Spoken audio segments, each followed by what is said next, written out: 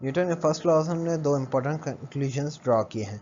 सबसे पहला कंक्लूजन हमें ये बताता है कि फोर्स एक एजेंट है जो आपकी स्टेट ऑफ मोशन या स्टेट ऑफ रेस्ट, आपकी एक स्टेट जो है वो उसको चेंज करता है, state of motion to rest और state of rest to motion.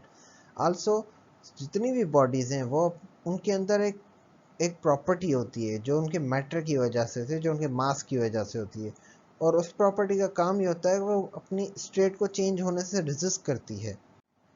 जिस तरह हमारे पास एक मिसाल है, जब आप कार ड्राइव कर रहे होते हैं तो वो आपकी बॉडी जब ब्रेक लगाते हो तो है तो गाड़ी स्टॉप होती है या गाड़ी स्लो डाउन होती है, लेकिन आपकी बॉडी एक जर्क फील करती है, एक आगे की तरफ आपकी बॉडी जैसे अपने आप को फेंकेगी।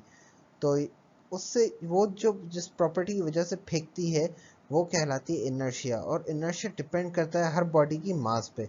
एक और एग्जांपल है हमारे पास, अगर एक कार्डबोर्ड का पीस लें आप, एक बॉटल के ऊपर रखें और उस कार्डबोर्ड के पीस के ऊपर आप एक कॉइन रखें, अगर आप स्पीड से उसको कार्डबोर्ड पीस को निकालेंगे तो कॉइन पॉसिबिलिटी है कि नीचे ड्रॉप होगा या अपनी जगह पे ही रुका रहेगा, या बॉटल के ऊपर रहेगा या नीचे ड्रॉप हो जाएगा, लेकिन आपके कार्डबोर्ड के पीस के साथ नहीं आएगा। क्यों? क्योंकि उसकी रेजिस्ट करता है वो मोशन को, एक उसकी प्रॉपर्टी है इनर्शिया होता है जो प्रॉपर्टी को, बॉडी की प्रॉपर्टी को चेंज होने से रेजिस्ट करता है। तो फर्स्ट जो हमारी असम्पशन थी वो क्या है, कंक्लूजन जो हमने ड्रॉ किया, force is an agent which produces or tends to produce change in the state of rest or uniform motion of an object. Second, all material objects possess the property of opposing any change in their state of rest or state of uniform motion. This property of matter, by virtue of an object, resists a change in its state of rest or motion is called inertia.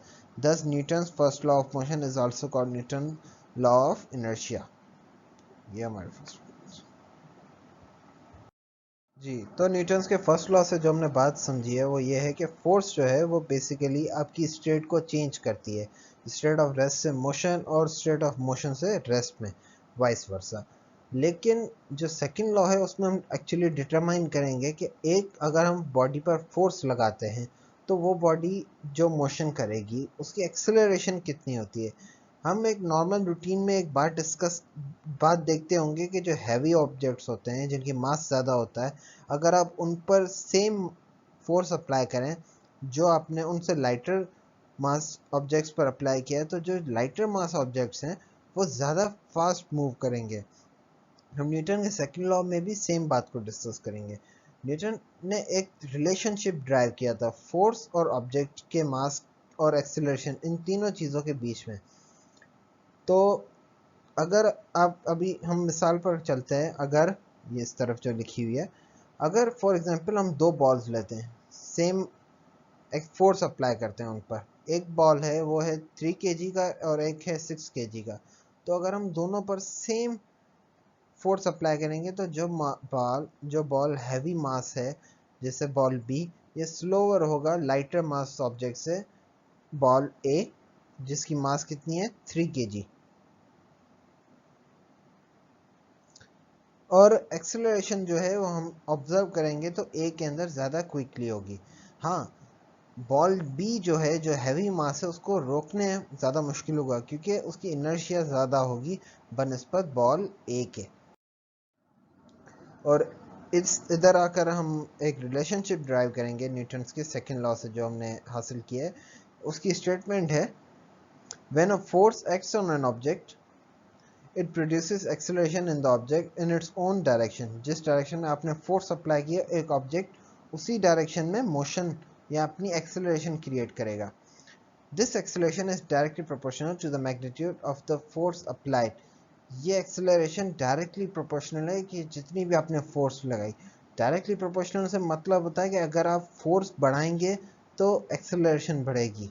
अगर इसी जगह लिखा होगा inversely proportional तो मतलब आप एक चीज़ को बढ़ाएंगे तो दूसरी चीज़ कम होगी।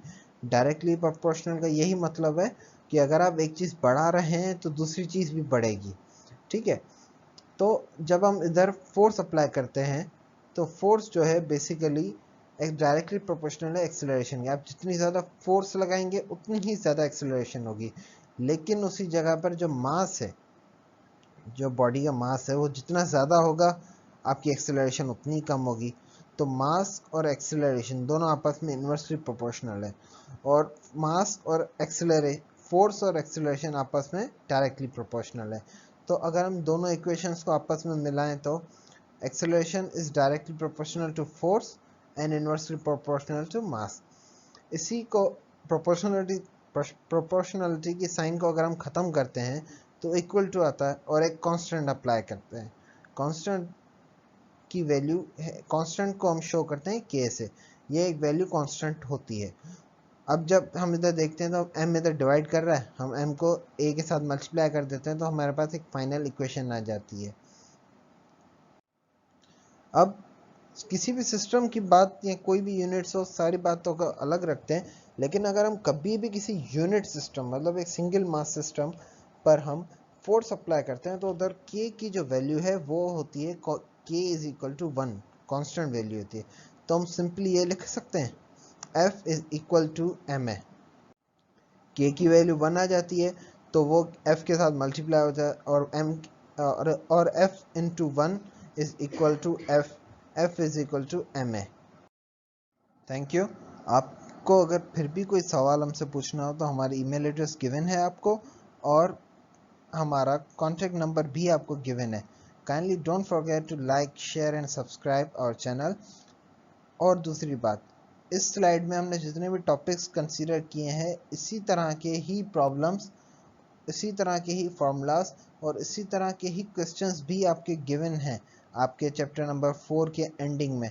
तो आप अगर इसी स्लाइड को कंसीडर करते हुए उन आंसर्स को भी सॉल्व करना चाहें तो आपके आसानी से हो सकते हैं। Thank you.